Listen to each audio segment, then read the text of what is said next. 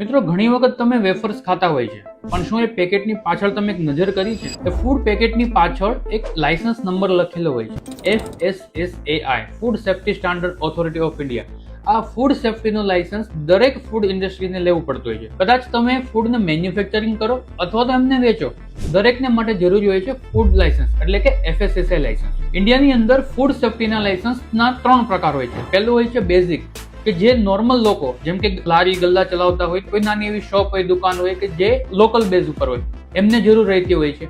જે લોકોનું ટર્નઓવર 12 લાખ કરતા ઓછું હોય છે અને વિધિન સ્ટેટ માલ વેચતા હોય છે, તો એ લોકોને સ્ટેટ લાયસન્સની જરૂર રહેતી હોય છે। પરંતુ જે લોકો એક્સપોર્ટ કરવા માંગતા હોય અથવા તો પેન ઇન્ડિયામાં પોતાની પ્રોડક્ટ વેચવા માંગતા હોય, એ લોકોને સેન્ટ્રલ લાયસન્સની જરૂર હોય છે। જો તમે ફૂડ ઇન્ડસ્ટ્રી સાથે જોડાયેલા હોય તો તમારે FSSAI નું લાયસન્સ કમ્પલસરી છે। તો FSSAI નું લાયસન્સ ક્યાં કરાવશો કે જ્યાં તમને સચોટ માહિતી મળે? એના માટે છે BizBandhu।